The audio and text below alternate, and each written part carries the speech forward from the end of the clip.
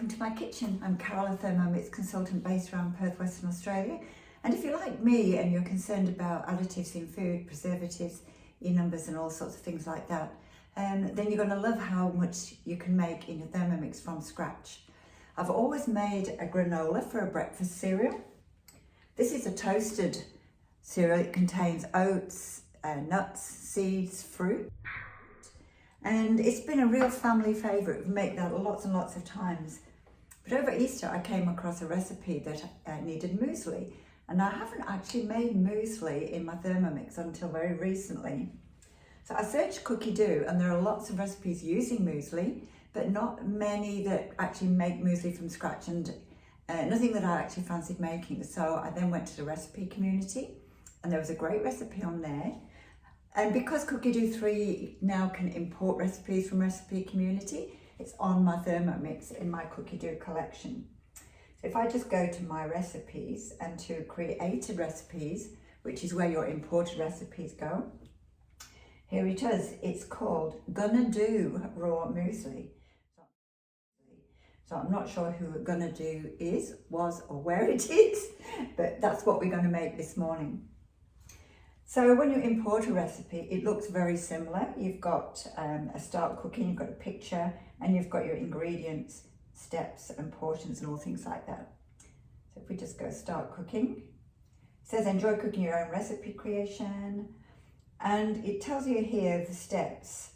At the bottom of the screen, you've got scales and a little blade symbol. So that's where you go to actually action weighing or your speed and time settings. So I'm just going to go to the scales. The first step is just to add fruit. So we've got some dates here, 60 grams of medjool dates. I like medjool dates because they're that little bit more moist. And 60 grams of apricots.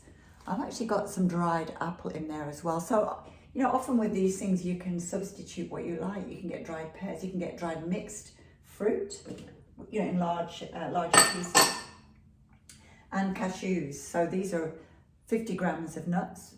It says raw cashews. I'm using a mixture of cashews and almonds. You'll find a lot of these kinds of recipes. You can use what you've got or what you like. And then we're going to chop for 2 to 3 seconds at speed 8. So just go to the little blade icon, put my lid on, and we'll do 3 seconds, speed 8. So it's going to be a good chop. I'll just show you.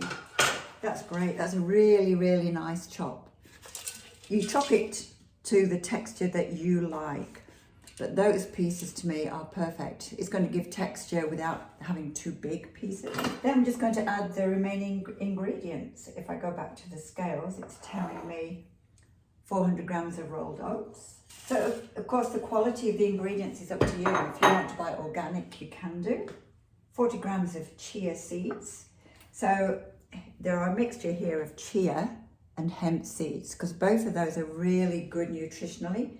Chia seeds have got very high fibre and they're a good bulking food. They swell up inside you, so they make you feel full for longer.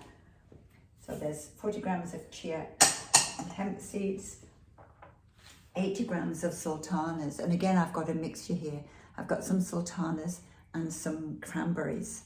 Goji berries would be another good thing to add. 50 grams of coconut flakes. So my second Thermomix is on here because I've been using that as my pair of scales to weigh out all these ingredients. And it's great that you can just use a Thermomix as a pair of scales. And then we want 1 to 2 teaspoons of cinnamon. I've just got 1 because I don't like too overpowering a flavour. And some vanilla essence. So vanilla is another thing that is really easy to make at home. These are just vanilla pods and the liquid in here is just vodka. So it would make quite a nice addition to maybe a cocktail, but it smells really vanilla-y, and this is just how you make your own vanilla essence. If you want to make your vanilla paste, then you grind the beans up with sugar and cook it, and then you get a nice thick paste, just like you buy in the shops. So I'm just going to add about 1.5 teaspoons, maybe 2. All right, that's all the ingredients are in. And then all we have to do is approximately 10 seconds counterclockwise, which means reverse, on speed 4. So let's just pop the lid on. Go back to the little blade symbol to bring up our home screen. We'll put in 10 seconds, tap the icon to bring up reverse, and then we're just going to go to speed 4. Okay, close that window.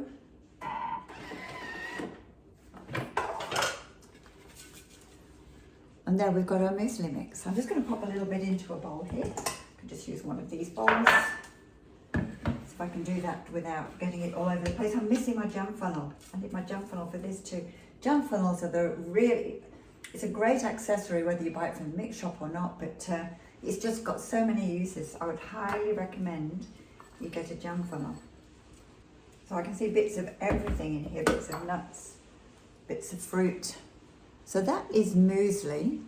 And that, you know, it's great just with some milk, a bit of yogurt, even a bit of fresh fruit added to it in the morning. And this is the crunchy nut granola.